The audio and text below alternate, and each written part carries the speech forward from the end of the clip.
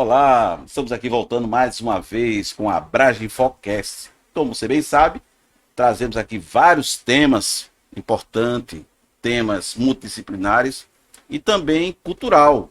E hoje vamos estar aqui falando com o roteirista, tá, produtor, o nosso querido Glaucio Souza. Fique ligado agora, antes, faça o triplo C, né? Comente, curta e compartilhe, para aquelas pessoas que têm interesse num tema como o que nós vamos falar hoje, que era um roteiro de longa-metragem para cinema. Então, se você quer saber mais, fica ligado, pega uma pipoquinha, ou então pega aí seu lanchinho e vamos assistir.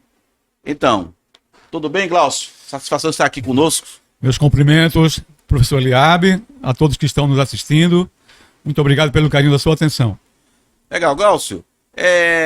Eu assisti também um pouco do seu documentário, né? Parabéns. Agora, o que foi que levou você a se apaixonar pelo frevo, né? Em especial pelo frevo de rua? Certo. Antes de começar a falar sobre o roteiro, né? Certo. Ok? Professor, lá em 1991, lá no século passado, eu trabalhava no Bandep, Banco do Estado de Pernambuco. Eu tive a satisfação de conhecer o meu amigo Hugo, lá do programa O Tema é Frevo. E naquela ocasião, o Gilberto Marques Paulo, ele assumiu a prefeitura do Recife, né, e ele decretou que todas as rádios do Recife tocassem um frevo ao meio-dia, né? E a partir daí eu passei a ligar a rádio ao meio-dia, né, para ouvir frevo. Tocava muito frevo de rua, né, que tem execuções belíssimas, né? Exemplo do 3 da Tarde, Último Dia, Fogão, né? E tantas outras músicas que eu considero como verdadeiros clássicos da música popular brasileira, né? E lá naquele período, né, o Hugo Martins, que é um radialista da rádio universitária, né, ele tinha lá o seu programa O Tema é Frevo, né? E ele me convidou para ser repórter, né, para entrevistar as pessoas, perguntando, indagando por que o boicote ao frevo, né? Por que as rádios do Recife boicotavam o frevo e não tocavam o frevo o ano inteiro, né? Então foi aí que o Gilberto Marques Paulo, ele assumiu a prefeitura do Recife e decretou que todas as rádios do Recife tocassem um frevo ao meio-dia, né? E daí surgiu a minha paixão pelo frevo, né? Que bacana, né? Agora, eu salvo engano, hoje me parece que é comemorado o Dia do Frevo. É hoje ou foi ontem? 9 de fevereiro, né? Hã? Hoje, 9 de fevereiro. Não é hoje? Sim, Então sim. estamos hoje, dia 9 de fevereiro, né? Você que vai assistir depois vai estar ciente que no Dia do Frevo estamos aqui conversando com o roteirista Glaucio Souza. Então, Glaucio, e aí quando veio essa ideia de valorizar o frevo, que é eu diria, uma cultura, né, pernambucana, a gente sabe que muitos estados copiaram, né? Uhum. E apesar de existir o carnaval em outros estados, mas não existe com tanta... Porque tem o frevo e o frevo, né? Que é ferver, né? O frevo surgiu do ferver, né? Sim. Então, esse Viva o Frevo, né? Qual foi o ícone do carnaval que serviu de inspiração, né, como ponto de partida? Certo. Então, dessa minha paixão, né, pelo frevo, surgiu um projeto intitulado Projeto Viva o Frevo, né? Então, o passista, né, ele foi esse ícone, né, que primeiro me chamou a atenção, né? E eu tive alguns encontros, reuniões com pessoas lá da Prefeitura do Recife, né? Com o pessoal da área de arquitetura e urbanismo, sugerindo, né, que primeiro que se colocasse uma estátua, né, em homenagem ao passista do frevo, ali no cruzamento da Avenida Dantas Barreto com a com a Guararapes, né? Então, isso foi lançado lá, né, em 2007, e aconteceu, né, que posteriormente a agência Escala Nova, né, que se inspirou lá em um projeto que foi inspirado no Coal Parade, criado em 1998 lá em Zurique, na Suíça, passou então a instalar vários monumentos, várias estátuas, né, do passista, né, do frevo, né, que nós podemos encontrar hoje em alguns hotéis ali da Avenida Boa Viagem, da Domingos Ferreira, né, da Avenida Domingos Ferreira. Mas essa ideia que eu lancei, né, de um monumento ao passista ali na Dantas Barreto com a Avenida Guararapes, até hoje ele não foi concretizado, né? Interessante. Agora, eu estava vendo aqui que o nome frevo foi registrado, justamente nessa data, em 9 de fevereiro de 1907. Sim. Em plena época de carnaval. E até hoje, muitas escolas, muitas comunidades, muitas troças, né? Foram surgir nessa época, sempre entre o mês de janeiro e fevereiro, certo?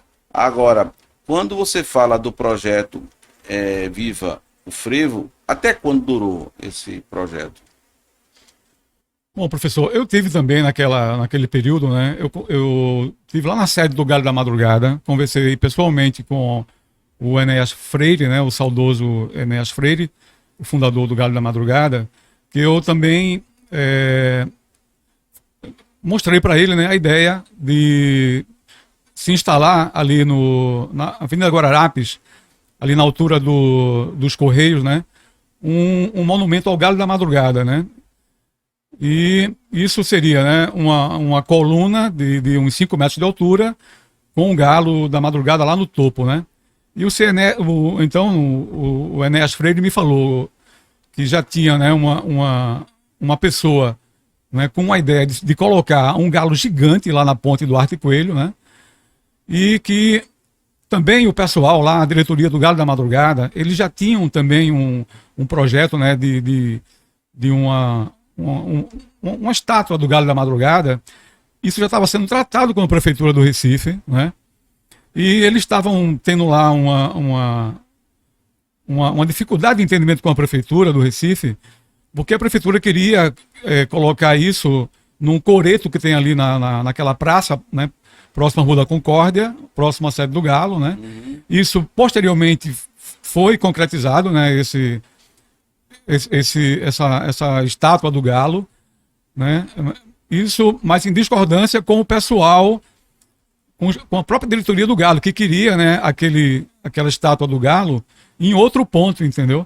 Eles queriam que fosse ali onde tem a sede do Galo, né? Então, diante eu percebendo essa dificuldade de entendimento, né, do próprio Galo da Madrugada, né, com a prefeitura, né, toda essa dificuldade, né, de entendimento, eu acabei, sabe, perdendo, de certa forma, fui perdendo o interesse, né, de tratar, entendeu, desse projeto. Cheguei ainda, né, a conversar com o secretário, né, uma pessoa lá da Secretaria de Cultura da Prefeitura do Recife, né, que era o George Meirelles e um outro rapaz de sobrenome brasileiro, né, a respeito da ideia da Ponte do Frevo, né, que é a ponte da Boa Vista, aquela ponte de ferro, né. Apresentei isso lá pessoalmente para o pessoal, né, essa ideia aqui de pintar a ponte da Boa Vista, né, nas cores da bandeira de Pernambuco, né, e dar o nome a essa ponte, né, de Ponte do Frevo, né, porque a ideia, certo, do nosso projeto Viva o Frevo seria personificar no frevo e no carnaval a imagem da cidade do Recife, né, porque há muito tempo, né, que o slogan do Recife, né, Recife é a capital do frevo, né, e já naquele período, né, eu que moro ali no centro do Recife, na Avenida Conde Boa Vista, né? E ando muito ali pelas ruas do centro, né? Naquele período, né? No início dos anos 2000, né? A gente não tinha o que temos hoje, né? Porque hoje já temos alguns galos, né? Fora o galo que fica no período do carnaval na Ponte do Arte Coelho, a prefeitura, né, já espalhou vários galos, né, que fazem analogia ao Galo da Madrugada, né, que estão em Boa Viagem, no centro do Recife, né. Mas isso lá atrás, entendeu, quando eu lancei esse projeto, o projeto Vivo Frevo, né, a cidade do Recife era despida dessas imagens, né, que atribuía a imagem do Recife ao frevo, né, e ao carnaval, né. É interessante que você falou uma coisa aí, na Avenida da Aurora, né? Ali na Aurora, bem de esquina tem um galinho, do lado contrário tem outro. Uhum. Mas por que se a logomarca, né, da prefeitura é um leão, Sim. por que não mudaram ainda, né? Uhum. Porque o galo é uma coisa histórica, né? Sim. Eu acho que tem mais de 40 anos já, né? Sim. Não é isso? Uhum. Então, o que está faltando, né? Se é para ser um símbolo da cidade, né, ele deveria estar em um local o ano todo. Eu até ouvi um comentário de alguém que ia fazer um de pedra. São monumentos que revelam, né, a cidade do Recife. Mas daqui a pouco eu quero que você me fale, você, nessa época, chegou a ser produtor, roteirista de alguma cena, de algum carnaval ou não? Isso foi coisa depois? Professor, a minha história como roteirista, né, ela é a partir do ano A gente vai falar daqui a pouco. Eu estou certo. só perguntando no carnaval. Tem algum registro seu de roteirista? Sim. Tem. O sequestro de Cafundó, né, ele se passa no carnaval, Isso. né. Foi proposital. Certo. Eu queria que você respondesse, né? Ele se passa lá no Carnaval de Olinda, né? O meu amigo Davi Teixeira, ele é cordelista e ele também é ventríloco, né? Então, a ideia desse curta-metragem surgiu a partir do boneco do Cafundó, né? Que é o Davi é o ventríloco desse boneco, o Cafundó, né? Então, voltando, né, de uma viagem de João Pessoa com o Davi, começou a surgir a ideia desse roteiro, né? Do sequestro de Cafundó, né? Que se passou lá no Carnaval de Olinda, né? Então tivemos a felicidade, né, de gravar algumas cenas lá, né? Aproveitando os dias de Carnaval, né? Quer dizer, que é uma coisa assim fenomenal, né? Você filmar sem ter o controle, né, dos figurantes, né? Mas conseguimos ali inserir os personagens e fomos muito felizes nessas filmagens, né? Legal. Que bom. Sobre essa paixão pelo frevo que você Sim. fala tão forte, né? A gente sente que você tem um domínio muito bom, né? Que você virou compositor. Quantas letras de música você escreveu nesse caso, né? Que eu vi que hoje você mostrou até uma música. Se você quiser fazer uma palhinha aí, fique à vontade. Sim. Se souber de cor, Certo. porque de fato, primeiro eu sempre falo que uma pessoa que para cantar a música de frevo, ele tem que saber bem trava-língua, Sim. porque com todo respeito, talvez até um gago consiga, né? Porque o gago ele é só na fala, mas quando ele começa a cantar, ele canta muito bem. Sim. Mas nesse caso, como foi que você teve esse amor de fazer letras, músicas de frevo? Professor, lá naquele período, né, 1995, por aí, a Prefeitura do Recife, né, em parceria com a TV Jornal, eles fizeram ali no Teatro do Parque um festival, né, de frevo, e eu fui lá, né, prestigiar, e houve lá um momento que executaram o último dia, né, de Levino Ferreira, né? Eu tive a felicidade de conhecer Bueno Ferreira, filho do Levino Ferreira, né? Bueno Ferreira, ele foi casado com uma prima. Bueno Ferreira foi músico da Orquestra Sinfônica Brasileira, né? E eu estava lá no Teatro do Parque, nesse festival de música, né? Um festival que era para descobrir novos talentos do frevo. E quando executaram, né, o último dia, começou a me chegar esses acordes, né, de uma música que eu acredito que eu fui inspirado, né, pelo Levino Ferreira, né, com esses acordes. E ao chegar em casa eu fui e escrevi, né, um frevo canção que diz assim, né: vem cá, menina, comigo fazer esse passo, sorrindo me dá um abraço, pulando no meu coração. Vem cá, menina, sentir este beijo molhado, pois vivo apaixonado, me tira da solidão. Me dá um beijo, adoça minha boca, fazendo passo nessa febre louca. Vem cá, menina, pra te fazer um carinho, e nesse frevo fico maluquinho. Pam, pam, pam, pam, pam, parara, parara, pam, pam. Então, eu tenho essa música, né? O arranjo para frevo canção, e também esse arranjo foi feito pelo Bueno Ferreira, filho do Levino Ferreira, e também um arranjo para frevo de rua, né? Então eu estava em São Paulo, né, lá em 1993, né? E eu liguei para Claudionor Germano, né? Disse: Claudionor, eu tenho aqui um frevo canção, né? Que eu gostaria de gravar, né? E o Claudionor Germano, que eu tinha conhecido pessoalmente aqui em Recife, ele foi direto comigo, né? Ele me perguntou: você tem quanto para gravar essa música, né? Quanto você tem para gravar essa música, né? E aquilo, para mim, sabe, foi um desestímulo, né? Entendeu?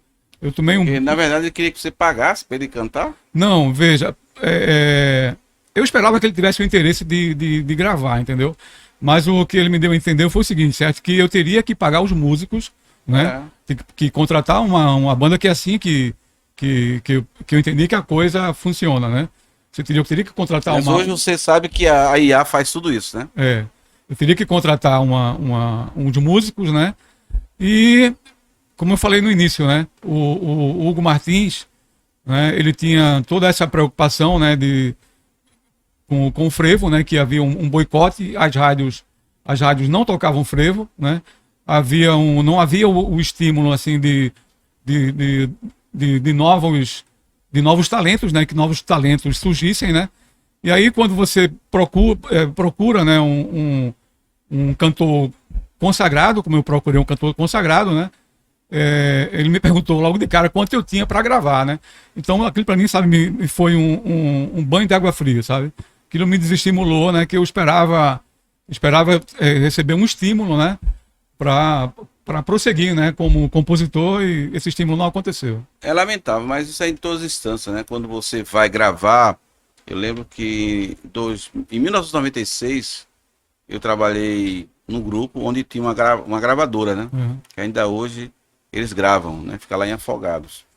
E naquela época o próprio dono, ele facilitava, né? Ele tinha a orquestra, você facilitava o pagamento, né? Porque diferente de hoje, a gente sabe que se você pedir para fazer a mixagem, os arranjos, a própria internet faz hoje. Você consegue ganhar dinheiro do mesmo jeito. Interessante. Mas a gente está indo agora, como é que surgiu a ideia da Ponte do Frevo? Sim, professor, como eu falei um pouquinho antes, né? Eu moro ali no centro do Recife, né? Uhum. Ali na Ponta Boa Vista. E eu vi quando pintaram, né? Fizeram uma pintura ali na Ponta Boa Vista, né? E que me desagradou muito, entendeu? Então, diante de ver, né, a pintura da ponte, né? Numas cores neutras, né? Eu já com essa ideia, né? De personificar no frevo e no carnaval, né? A imagem da cidade do Recife, né? Me veio a ideia de pintar a Ponte da Boa Vista, né? Inspirado nas cores da bandeira de Pernambuco, né? como nós sabemos, né, a bandeira de Pernambuco tem um arco-íris, né? Isso. Né? Tem um arco-íris. E eu então paguei uma penitência, né? E qual foi a minha penitência? Eu subia 13 andares de um edifício que fica ali ao lado do Cinema São Luís, né? Porque eu contratei um rapaz que trabalhava com Corel Draw, né? Para poder fazer essa arte na ponte, né? Então eu tive que subir, né, os 13 andares, porque lá no edifício o elevador era quebrado, entendeu? Não funcionava o elevador. E por 2 a 3 vezes eu tive que subir, né, as escadas. Eu tive que subir 13 andares para poder chegar lá no profissional do Corel Draw, né, para ele deixar a ponte com essas cores aqui, né? Entendi. Lindo. Mas, então, como eu falei, né, eu tive com o pessoal da prefeitura e eles me disseram o seguinte, ó, a ponte foi pintada recentemente, né, e já foi uma polêmica, né, esse pessoal aí do meio ambiente, né, eles reclamaram, né, porque disseram que caiu produto químico dentro do rio, né, e matou os peixes, entendeu? E como eu falei antes, né, eu entreguei isso no gabinete de um vereador, né, na época, e depois eu estive lá na prefeitura do Recife, né, com o pessoal da Secretaria de Cultura, né, e ficou nisso, né, o negócio não andou, entendeu? E a gente vai mudando o foco. Né? Mas um dia isso pode acontecer, viu? Um dia isso pode acontecer. Quem sabe, né? Mas tem um tema aqui, antes de a gente finalizar esse bloco, né? Sim. É bem interessante que você traz. Me fala aí um pouco sobre esse calendário maia, né? Qual foi o evento determinante que levou você a buscar esse conhecimento? Certo. Professor Eliabe, no dia 4 de outubro de 1999, eu coloquei as 6 dezenas que foram sorteadas no concurso 188, né? Eu coloquei essas dezenas, marquei no volante da Mega Sena, né? As dezenas 17, 27, 34, 42, 43 e 46, né? Coloquei isso no volante da Mega Sena e acabei por não fazer a aposta, entendeu? E esses números foram sorteados. Eu não acredito. Esses números foram sorteados, né? E a partir daí, certo, desse evento, aquilo me causou uma perturbação, né? Eu passei a comentar com várias pessoas sobre esse evento, né? Até que chegou numa pessoa e ela me disse, olha, procura tal pessoa, né, do calendário maia, né, que ela vai te inserir nesse conhecimento. E depois que eu obtive esse conhecimento, né, eu fui lá naquela data, peguei o calendário maia, né, do ano de 1999, esse já era o ano de 2000, né, quando eu cheguei na pessoa do calendário maia, né, e eu adquiri o calendário de 1999 e fui conferir a data de 4 de outubro de 99, né? Que foi o dia que eu sintonizei os números, né? Uhum. E aí eu vi ali, certo, a fonte de onde saíram aqueles números, entendeu? Então, observe que nesse sorteio, né? Dessas 6 dezenas, das 6 dezenas, 4 delas têm o numeral 4, né? Que é o 34, o 42, o 43 e o 46, né? Então houve essa coincidência com o 4, né, em 4 dezenas. E lá naquela data, né, nós tínhamos lá, era um dia da semente cristal. A semente é o selo 4, né, no tom cristal, tom de cooperação, né. Então a partir daí eu passei a estudar, né, eu já estou nesse estudo, né, desde o ano 2000, né, já são agora 26 anos, né, debruçado sobre esse estudo do calendário maia, né, que ele tem um total de 260 quins, né? Que eu relaciono esses 260 quins com os 260 arquétipos da personalidade humana, né? Uhum. Interessante, quando a gente, né, eu tinha ouvido falar isso numa sala de aula. Sim. Aí quando você tocou esse assunto, né, quando você entrou na associação, Eu fiquei curioso, eu li aquele manual que você mandou, mas eu confesso que não é tão simples de entender. Uhum. Né? Requer ali mais um nível de conhecimento, um alto grau, né, de percepção para você poder entender. Mas esse calendário maia hoje, ele é que rege algo em você ou você só usa realmente para fim de analogia? Professor, veja, a base do calendário maia são os 20 selos de energia solar, né, que lá atrás os maias eles chamavam, né, das 20 tribos solares, que na terminologia atual, né, nós chamamos dos 20 selos de energia solar. Né? Então, essa é a base do calendário, os 20 selos de energia solar e os 13 tons galácticos. Né? Então, esses 20 selos, cada selo passa pelos 13 tons. Né? Então, é só multiplicar 13 vezes 20 e vamos ter aí um total de 260 quins. Né? O que parece difícil no primeiro olhar, na verdade não é, entendeu? É só uma questão da pessoa se dedicar, né? E pouco a pouco vai assimilando esse conhecimento. Né? Interessante. Bem, Glaucio Souza, passou rápido esse primeiro bloco, sim. tá? Foi muito bom.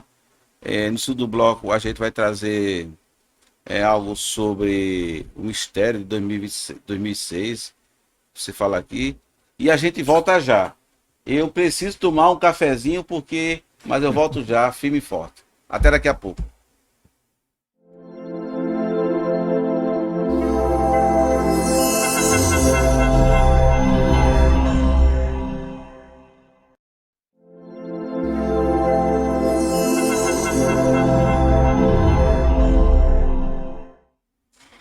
E aí, pessoal, estamos voltando aí para falar e dar continuidade nessa temática tão importante que hoje estamos aqui com o Glaucio Souza, né? Ele que é roteirista, produtor, ele já fez aqui uma introdução sobre o porquê do frevo, contou algumas criações. Então, se você quiser assistir, é só voltar lá no início que você vai observar o quanto de riqueza de informações que o Glaucio trouxe pra gente. Mas agora, nesse segundo bloco, e aí é um momento dele explicar o porquê ele se tornou esse roteirista, tá certo? E aí a pergunta é o seguinte, né? Qual o mistério? Qual foi o mistério, né? Que você viveu em 2006, né? 2006, né? E que convergência tem esse mistério, né? Com o seu tom galáctico, né? No calendário maia, certo? Isso foi aí o ponto de partida que influenciou você? Isso. Bom, professor, Roteirista? no dia de Pentecostes, o Espírito Santo vem à Terra escolher uma pessoa para ser o advogado de Jesus Cristo. E eu vivi esse mistério, certo? Lá em 2006. Eu vou contar esse mistério no filme, né? Já revelei isso para algumas pessoas lá atrás, né? Já dei esse spoiler, né? Mas agora no ar isso vai ficar em segredo, né? Então, e a convergência com o calendário maia é o seguinte, certo? Que o tom 13, ele é o tom cósmico, né? No calendário maia. E é o tom de assistência pessoal de uma pessoa à Santíssima Trindade. Então isso está escrito aqui, ó, gente, tá? Eu estou aqui com um caderno do calendário maia, né?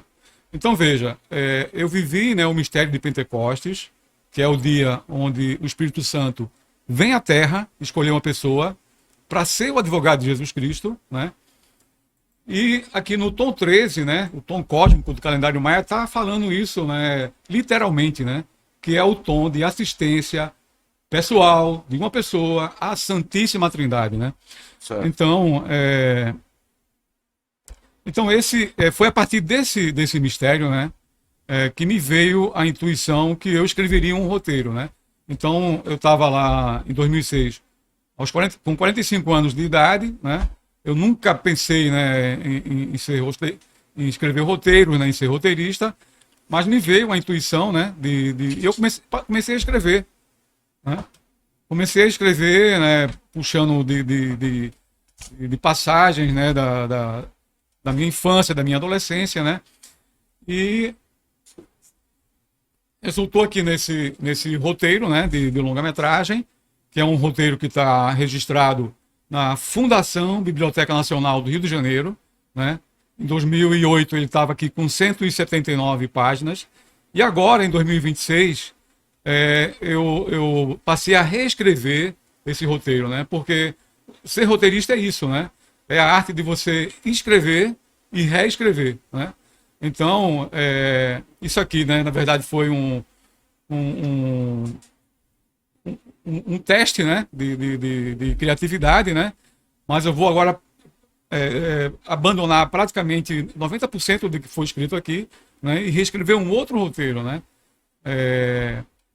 E aí eu aproveito, né, para deixar uma dica, né, para você, né, que pretende enveredar, né, por essa área, né, do roteiro, né, de ser roteirista, né, que a linha mestra, né, de um roteiro é o argumento e o conflito, né?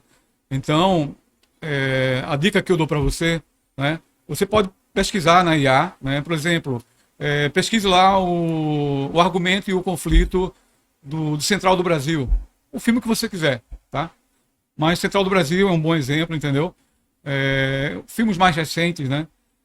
É só você lendo o argumento e o conflito, né? Você tem ali a linha mestra, né, da história que vai se desenrolar, né? Do conflito que será enfrentado e resolvido pelo personagem, né? Legal, então vamos lá.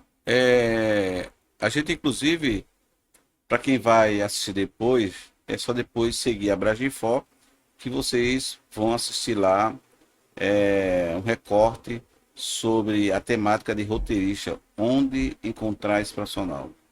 Tá? O Glaucio será o apresentador dessa palestra online. Então, Glaucio, naquela época, os roteiristas, a gente poderia chamá-lo também de produtor também, ou roteirista se diferencia de produtor? Existe alguma diferença? Sim, professor. Normalmente, né, o roteirista, ele é um profissional independente, né? Um freelancer, né? Existem casos excepcionais, né? Que o cara, ele pode ser o produtor, pode ser o diretor do filme, né? Pode ser o roteirista, né? O diretor, o produtor, né? Ah, entendi. Entendeu? Ou o caso por exemplo, ele pode até também ser o personagem, né? Ser o personagem também, pode ser o ator. Que ele incorpora a história que ele, inclusive, está criando, né? Sim. Naquele filme A Vida é Bela, né? Do Roberto Benigni, né? Salvo engano, ele foi roteirista, foi diretor, foi ator e também, certamente, também participou como produtor, né? Mas o que é que não pode faltar de filme na sua playlist? Tá.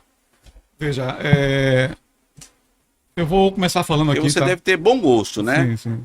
Agora, a gente só vai restringir para não comentar o lado político, né? Certo, vamos falar certo. realmente do filme para que quem está nos assistindo possa entender a importância de como é o olhar do roteirista nesse aspecto. Certo. Professor, eu vou começar falando aqui do Excalibur, né? Que é a espada fundida por Deus, revelada por um mago, né? Que é o Mago Merlin, né? E ela é encontrada por um homem que é o Rei Arthur, né? Então isso é um filme épico, né? Um filme belíssimo, né? Um filme de John Boorman, né?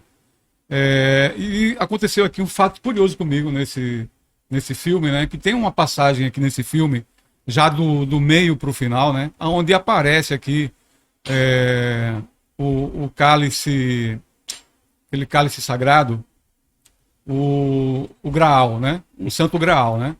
Então, eu comecei a assistir esse filme, né? Já era, acho que madrugada, né? De um domingo, e eu adormeci, né? Adormeci já, passada da meia-noite, e quando eu acabei despertando, né? Tendo um sonho, né? Que era justamente nessa cena onde aparece o cálice do Santo Graal, né? E esse cálice, ele virou, né? Ele virou, e quando ele virou, saiu um fio, como se fosse um fio de ouro, e veio em direção à minha boca, né? E eu despertei, né, naquele momento, né? E achei aquilo muito curioso, né? E voltei a assistir o filme outras vezes, entendeu? E essa situação não se repete, né? Entendeu? Aparece lá a imagem do Santo Graal, né? Mas é uma imagem estática, entendeu? Uhum. Quer dizer, um outro mistério, né, que eu vivi, né? Quando eu acho que assisti esse filme pela primeira vez. Então esse é um dos filmes, né, que não pode faltar na minha estante, né? Muito bom. E eu vou aqui deixar, né, rapidamente, né, uma outra lista aqui Legal. de filmes. Pode citar aí. No caso, Em Busca do Ouro, do Charlie Chaplin. A Vida é Bela, que eu citei agora há pouco, né, do Roberto Benigni. Cinema Paradiso, do Giuseppe Tornatore. E A Noite Americana, né, do François Truffaut, que mostra as loucuras de um set de filmagem, né? E filmes brasileiros, né? Central do Brasil, né, do Walter Salles. O Pagador de Promessas, né, que foi vencedor da Palma de Ouro no Festival de Cannes lá de 1962, né, com Anselmo Duarte, Leonardo Vilar. O Alto da Compadecida, né, de Herano Suassuna, o diretor foi Guel Arraes. E tem o Alto da Compadecida, né?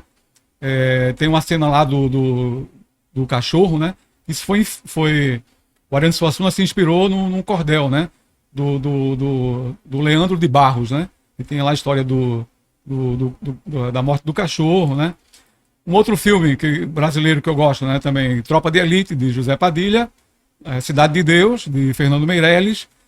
E outro, né, que a gente não pode deixar de comentar, que é o meu curta-metragem, Isso aí. O Sequestro de Cafundó, tá?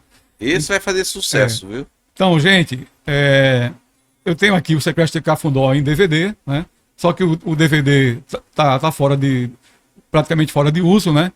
E eu tenho a maior boa vontade, certo, de compartilhar esse curta-metragem no formato digital com você, tá? Então, se você quiser assistir o meu curta-metragem, né, que ele tem pouco mais de 10 minutos, né? E eu quero deixar aqui para agradecer publicamente, né, aos atores Davi Teixeira, o Meca Moreno, a minha esposa Cristina, né, que participou também, Áurea, a Rafaela, a Suênia, né? Pessoas que foram muito gentis, né, em participar desse filme, né? E você querendo receber ele pelo seu celular, né? Pelo WhatsApp, pelo Telegram, ou até mesmo pelo X, né? O X, Twitter, você entra em contato comigo, né? Pelo 819 98 49 76 50, né? Que eu vou ter o maior prazer de compartilhar com você o Sequestro de Cafundó, né? E aqui também na contracapa, né? Eu estou divulgando o meu filme de longa-metragem, intitulado Brasil, Pátria Amada, uma mensagem para o presidente, né? Então, você fica à vontade, né? Você querendo contribuir também com esse meu trabalho de roteirista, né? Entra em contato comigo, né? Pelo telefone, pelo WhatsApp que eu te deixei, né? Tem Instagram, tem canal do YouTube... Já. Professor, do Sequestro de Cafundó ainda não tenho, né? A gente está agora legendando, né, em português e inglês, né, para se inscrever nos festivais, né? Legal, muito bom. Olha aí, o breve vai ser sucesso aí para você que queira assistir aí um documentário bastante interessante. Curta-metragem. Curta-metragem, né? Documentário não, curta-metragem. Agora, me diga uma coisa, é bom também até agora, o que é a diferença de documentário para curta-metragem? Eu vi falando documentário até para o colega Adriano, né? Um grande abraço, Adriano. Mas qual é a diferença de documentário para curta-metragem? O documentário, ele trabalha a bibliografia, né, do personagem, né? Né? Como se fosse um monólogo, né? Entendi. Vou citar um exemplo do filme Santiago, né? Que foi do João Moreira Salles, né? Ele tem até uma curiosidade, né? Que ele começou a filmar esse documentário, né? O Santiago, que foi mordomo dele, né? Do João Moreira Salles, irmão do Walter Salles, né? Uhum. Eu tive a oportunidade de falar pessoalmente, né, com o João Moreira Salles, quando ele veio aqui em Recife Em 2007 ele veio lançar o Santiago, né, o documentário sobre o mordomo, né? E tem uma curiosidade nesse Santiago, né, nesse documentário, que o João, apesar de ser, ele é um bilionário, né, o João Moreira Salles, né, dono dessa indústria de nióbio aqui do Brasil, né, e de outros bens, né, bancos e tal. E tem uma produtora Vídeo Filmes, né, tá? E ele passou 15 anos para lançar, né? 15 anos para lançar o Santiago, né? O documentário sobre o Santiago, né? Então, isso acabou, de certa forma, me influenciando, né? Porque o sequestro de Cafundó, né, nós filmamos lá em 2012, né? E a gente só está lançando agora, 14 anos depois, né?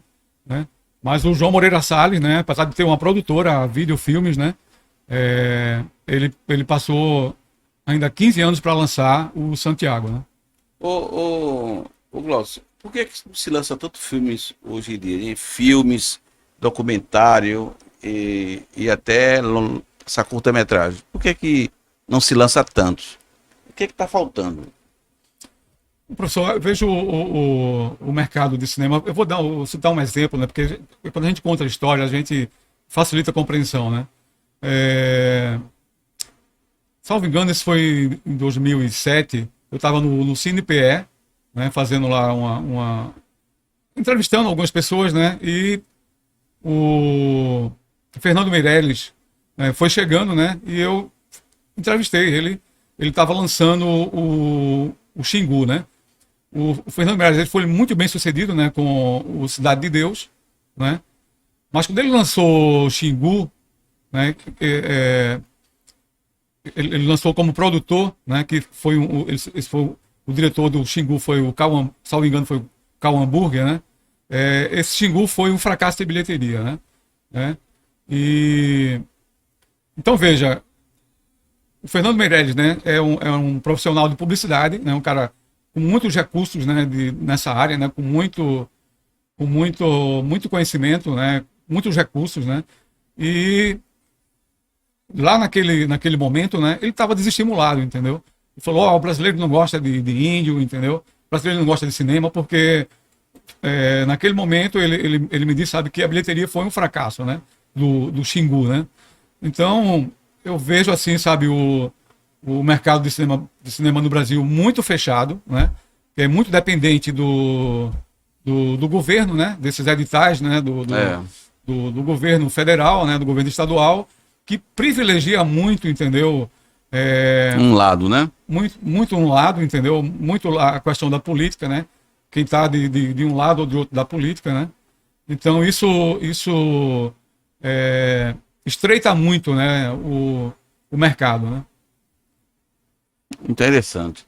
Olha aí, pessoal, você está aqui com o Glaucio Souza, tá? Um roteirista, né? Um amante do calendário Maia, uma pessoa que vem se atualizando. É muito importante depois você o acompanhar nas redes sociais, tá? Mas aí tem aqui uma outra pergunta, tá? Que você falando em dramaturgia, né? Sim. E também de filmes, documentário. Você disse que o escritor e dramaturgo Nelson Rodrigues e seu irmão no calendário Maia.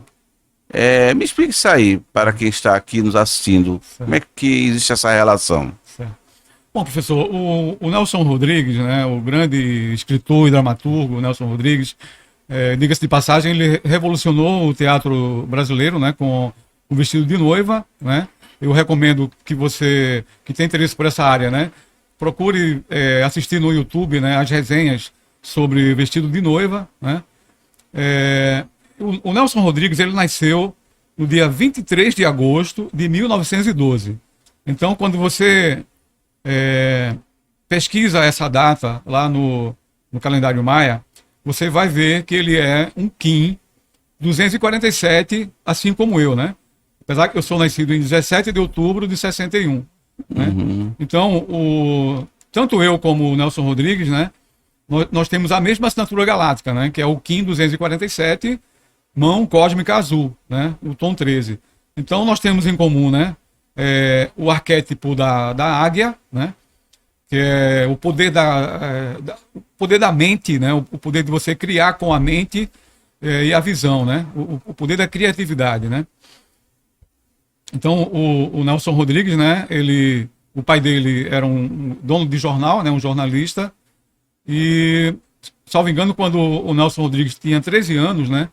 O pai dele publicou uma história de uma mulher que supostamente, né, tinha traído o marido, né? E essa mulher foi até, posteriormente, né, foi até lá a sede do jornal, atrás do pai do Nelson Rodrigues, né, para matá-lo, né? E não encontrando o pai do Nelson Rodrigues, ela acabou assassinando o irmão do Nelson Rodrigues, né? E, salvo engano, na época, acho que tinha 16, 17 anos, o irmão do Nelson Rodrigues, né? Uhum. Então, isso foi... E 2 meses depois, o pai do Nelson Rodrigues veio a falecer também, né? Com depressão, né? Então, ele viveu esse drama, né? E, a partir daí, ele passou a se interessar por por essas questões sociais, né? Então, tanto eu, né, como Nelson Rodrigues, nós temos essa energia, né, da criatividade, né, que o arquétipo da águia, né, ele nos traz, né? Legal. E qual a dica de ouro aí que você dá para quem quer ser roteirista, né, de cinema? E por onde ele deve começar? Certo. Bom, eu vou deixar aqui uma dica, né, de um livro, um livro do Doc Comparato, né, da criação ao roteiro, né, da editora Rocco. E no bloco anterior eu falei essa dica, né, que é a espinha dorsal, né, de um roteiro é o argumento e o conflito, né? Quando você tem o argumento e tem o conflito, você puxa todo o novelo da história, né? Você vai ali desenvolver os personagens, né? Você vai desenvolver toda a história, né? E vai criar os personagens, né? Uhum, Então, essa é a dica de ouro, né? É você pesquisar, né? Vai numa IA, entendeu? No Gemini, no ChatGPT, né? Ou outra IA da sua preferência. E, por exemplo, você procura lá, pede para ver o argumento e o conflito do Central do Brasil, por exemplo, entendeu? O Cidade de Deus, né? E aí isso vai servir de espelho, né? Para a partir daí você se inspirar na sua história, entendeu? Uhum. E você desenvolver a sua história como roteirista. Então você recomenda Sim. a IA para quem deseja escrever, ser roteirista, é isso? Sim. Pessoal, veja, como é que eu vejo a IA, né? Imagine um deficiente visual na Avenida Conde Boa Vista, né? Com uma bengala tateando ali, né? Na calçada, né? E de repente chega uma pessoa do seu lado, né? E lhe oferece o ombro, né?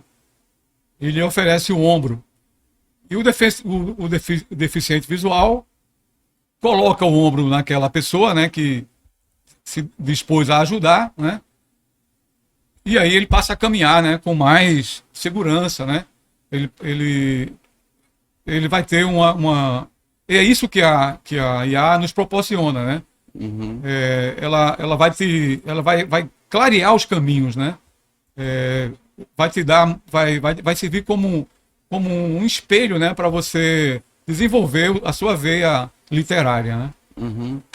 Porque hoje em dia tudo é IA, né? Sim. As pessoas estão fazendo até terapia com IA, falando, já tornou-se uma companheira, né? Sim. Eu estava vendo que na China tem pessoas casando, né, com o ChatGPT, né? Então, assim, aí eu lhe pergunto, para o roteirista, que você falou aí no início, que ele precisa escrever, escrever, escrever, ele vai ter a mesma sensação de estar na internet escrevendo ou não tem diferença entre digitar e realmente escrever de forma cursiva, né, que a gente chama? Sim, tem Qual o muita- mais fácil para ele? Olha, no meu caso, né, eu sigo a minha intuição, né? Uhum. Eu deixo, eu prefiro desenvolver a minha criatividade, entendeu? Como eu falei agora há pouco, né? A IA, ela pode te ajudar, né, trazendo muito embasamento técnico, entendeu? Isso é uma coisa que eu senti falta, né? Lá em 2006, 20 anos atrás, né? Eu não tinha o embasamento técnico, né? Até para colocar o roteiro nos padrões dos editais, entendeu?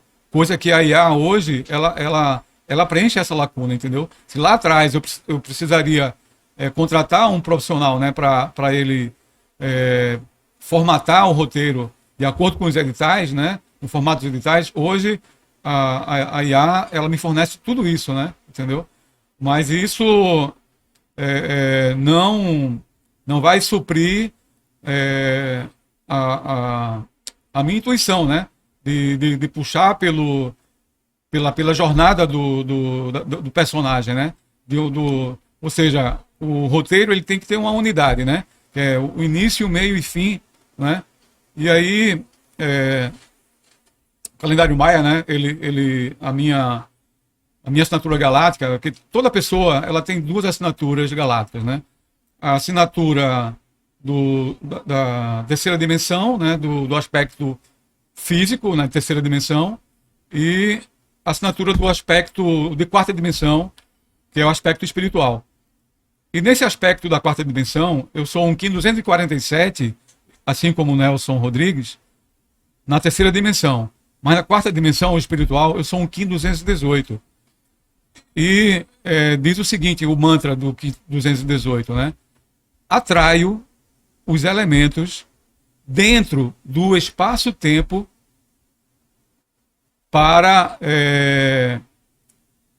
escrever as minhas histórias, entendeu? Certo. Ok. Então, Olha, Glaucio, a gente infelizmente está chegando ao fim, tá? Você que certamente gostaria de ouvir mais, poderá entrar em contato com o Glaucio. Ele já deixou o telefone aí no início, vai deixar novamente. Quero agradecer você por essa rica participação, pela contribuição, por informações. Eu tive aqui algumas quedas de potássio, pessoal, mas me dá um desconto aí, tá? É que hoje foi puxado. Mas parabéns, espero que você consiga formatar, expandir mais essa curta aí que você vai fazer, né? Sobre a mensagem, né? A minha mensagem para cinema, sim, que é uma mensagem para o presidente, sim. tá? E aproveito para que você deixe aí seu contato Uhum. novamente, se tiver Instagram e tudo mais. Certo. Fica à vontade, porque a gente agora já encerrou. Certo. Bom, professor, eu quero agradecer muito, né, esse espaço que é cedido pela Abragem For, né?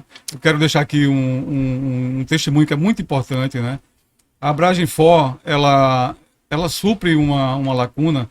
Tem uma das maiores dores do ser humano, é a dor de você não ser reconhecido, né, pelo seu trabalho, pelo seu talento, né? E eu sou testemunha, né? Eu tive no ano passado, 2025, né, numa cerimônia no teatro da UFPE, onde o professor Eliabe entregou certificados, né, para vários profissionais, né, de vários segmentos, né, desde do servente, né, até o supervisor, né, de empresa, o diretor, Uhum. né.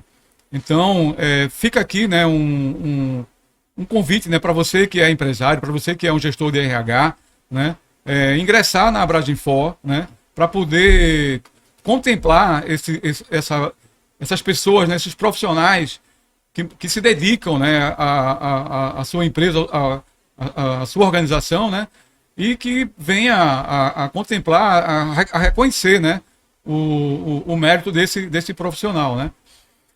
Eu já deixei voltar a deixar o meu contato, né, que é o 819 9849 7650, né? Você pode me pedir, né, o meu curta, né, o Sequestro de Cafundó, e nós vamos te enviar isso, né, no formato digital, né? Então, muito obrigado, né, pelo espaço e muito obrigado pelo carinho da sua atenção. Até lá, pessoal. Foi muito bom estar com vocês. Curtam, compartilhem e comente. Até o próximo Abrage Forecast, que teve o apoio da Voxcast. Até mais.